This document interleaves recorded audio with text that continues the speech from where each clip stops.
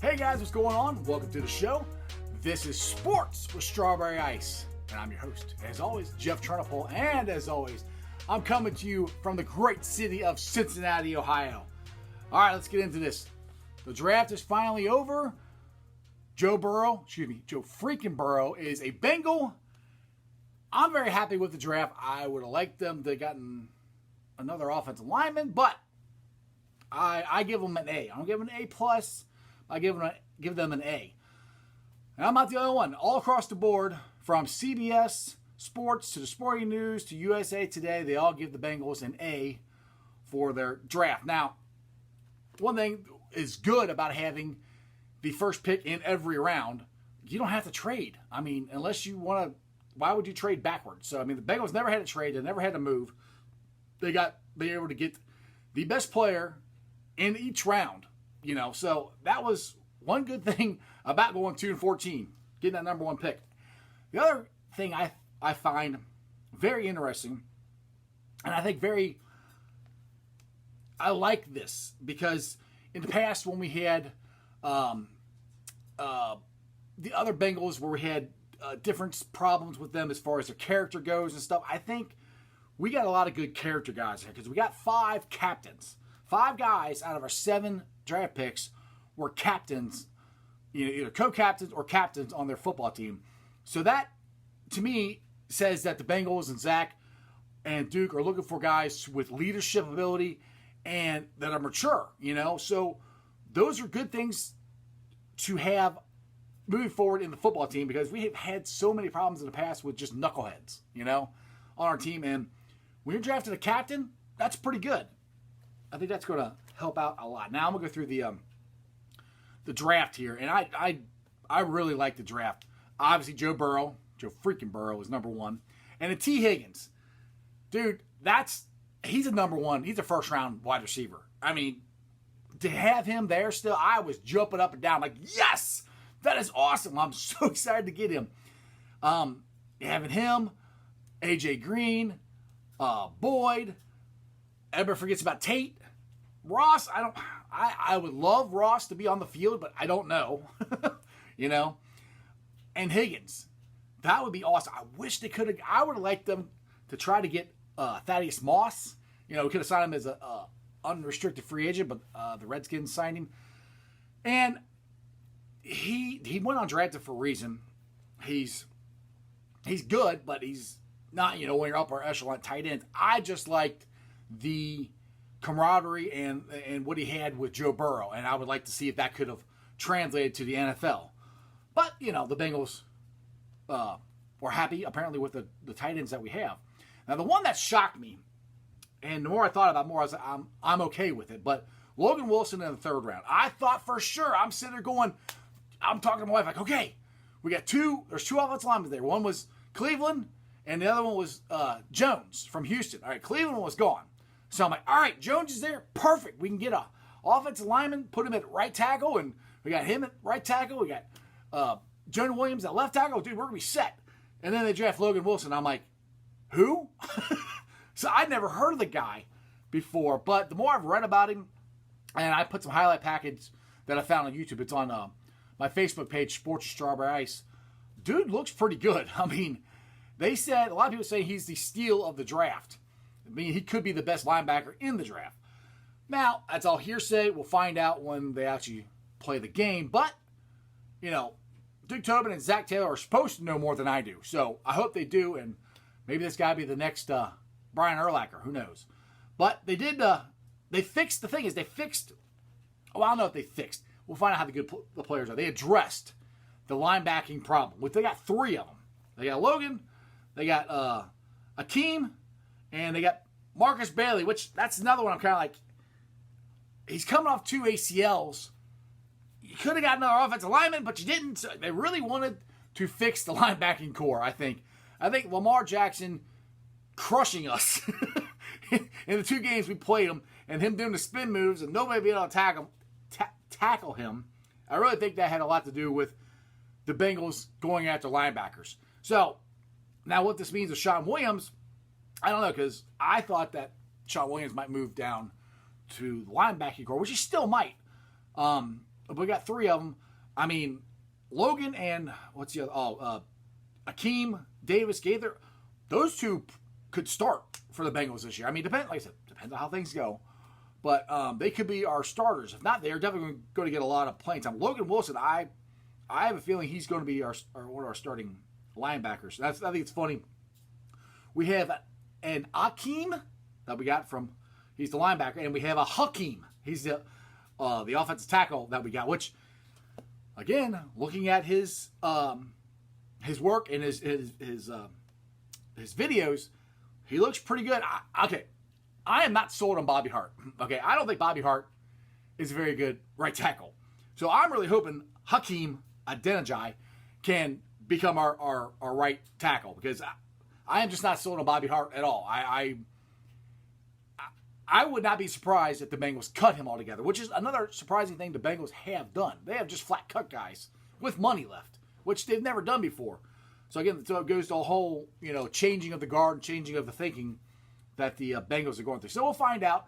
I mean, the offensive line, yes, they didn't really address it, and as much as I would like them to have addressed it, but like I've said in past shows, we're going to get Jonah Williams back, and that is going to be a huge key. I mean, he was the best offensive lineman in the draft last year. Now, he didn't get to play, so we're getting him. So we're really getting, if you look at T. Higgins, Joe Burrow, and Jonah Williams, we're getting three first-round picks, in my opinion, to come in next year, or this year, I should say. So that's huge right there. So he's going to make a tremendous difference. And if you have to look at the last 8 games that the Bengals played, the offensive line, I think Andy Dalton only got sacked like 4 times. So they got better. So the way you can look at it is they finally started understanding the new coaching scheme and what they were supposed to do and understand their jobs better. So, like I said, I'm giving Zach Taylor a pass for last year. It's first year in, and like I said, in my opinion, he came in really late because they came in after the Super Bowl, and he was trying to play catch-up, I think, all year. This year, they're not. They're, I think, ahead of the game. Definitely ahead of the game compared to what they were last year. So, the draft, I give them an A. I'd love to give them, if they got another offensive lineman, I would have given him an A+. Like I said, Marcus Bailey, I hope I'm wrong. Like I said, I hope I'm wrong. I just coming off 2 ACL surgeries in both knees, but he's a captain, and that's another, I like that. So, I put this out on Sports Strawberry Ice. What do you guys think the record could be next year? Me, personally, I think it's going to be better. I think, there's potential we have 7 new starters on the defensive line.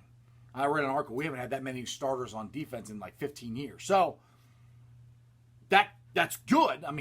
Depends on how they all gel, and with the pandemic going on and you can't get on the field right now, excuse me, it could take a little while to gel. So, that's where I'm like, I got 8-8, and I got 10-6.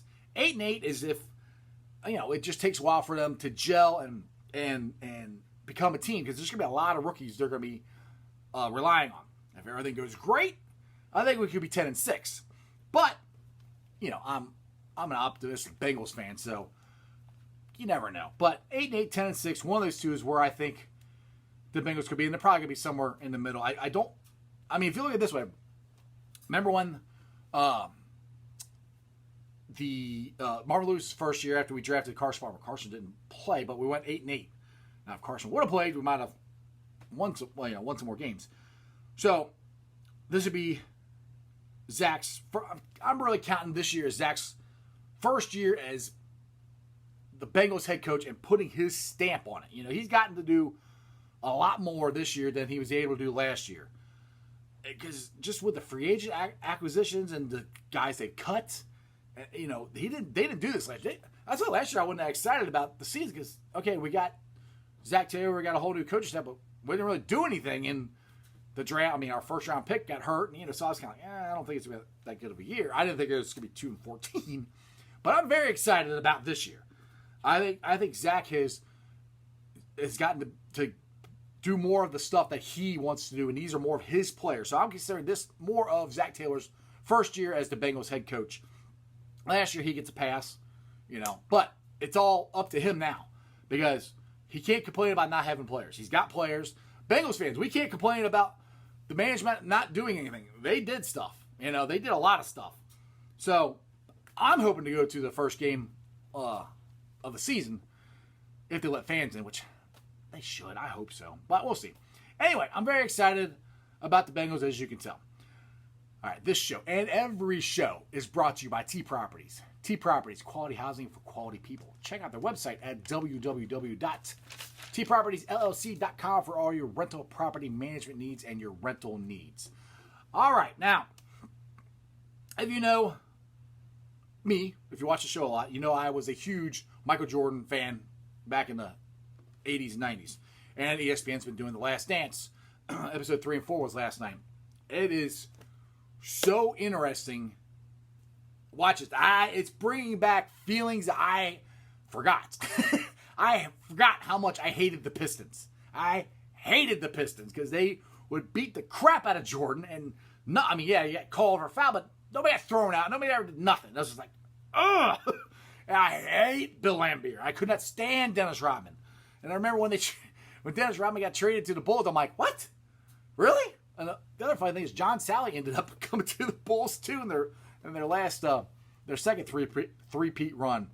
So it's very interesting to watch it. And Dennis Rodman had to get a vacation. Right? Basically, just went on a bender in Vegas, and Jordan went and got him up out of bed in Vegas and took him home so they could start playing again. But it was very interesting. It's bringing up a lot of good memories and a lot of one thing I always kept thinking back then is, why is Jerry Reinsdorf picking Jerry Krause over Michael Jordan, Phil Jackson, and Scottie Pippen? Yes, Krause put the team together. He did. He gets all the credit for that. He does. I give him all the credit for doing that. But then you're also the idiot who got rid of him. You got rid of arguably one of the best coaches ever in Phil Jackson, who went on to win 5 more with the Lakers. You get rid of, now there's no argument about it in my mind, the best basketball player ever in Michael Jordan. You get rid of, at that time, this second best player in basketball, Scottie Pippen. And one thing Reinsdorf said on the show is, we only thought a lot of guys are going downhill after, except for Jordan. Dude, Pippen played like another 10 years. I mean, Rodman, he didn't play much after that, but honestly, if they would have ran it back, Rodman would have been back in, and they probably would have won again. Because hindsight is the NBA went on strike, and they only played a 50-game season. The Bulls would have crushed them. I mean, they came back and, But anyway, I will never understand why Jerry Reinsdorf chose Jerry Krause over Jordan and Phil and all that. I will never understand that. And I don't think we're going to get an understanding of it, other than the fact that he just wanted credit and he wanted to go prove he could do it again, which, he proved he couldn't, because you had Michael Jordan. There was only one Michael Jordan, and you had him, and you pushed him out the door. So that, to this day, still doesn't make any sense to me. Anyway, all right, I got Facebook groups that I help run that I like talking about on here. We got Bengals Nation, Bearcat Country, Reds Country, and our newest one, Cyclones Country. So if you guys are hockey fans, Cyclone fans, or just hockey fans in general, check out Cyclones Country. It's new, so we don't have that many members on it, and there's not a whole lot to post because there's no hockey going on. But I have a feeling here in the next month, hopefully just next month, but probably next month or two, we'll get back to sports. I hope. Okay, YouTube subscribers. I always like giving you an update. I'm up to 411. That's awesome. Let's try to get to 500 as fast as we can. Now, if you're listening to me on the podcast, if it's on Apple, do me a favor, give me a 5-star review. I really appreciate it. If you're on Spotify, Beanpod, anywhere else, make sure you subscribe to my show, and it'll always pop up there. Anyway, it's a Monday. The draft is over. I got to figure out what in the world I'm going to talk about, because there's really nothing going to be on as far as sports goes. So hopefully this stuff will open up soon, and we can get back to the sports. Other than that, that's your sports, baby. Tell all your friends about me.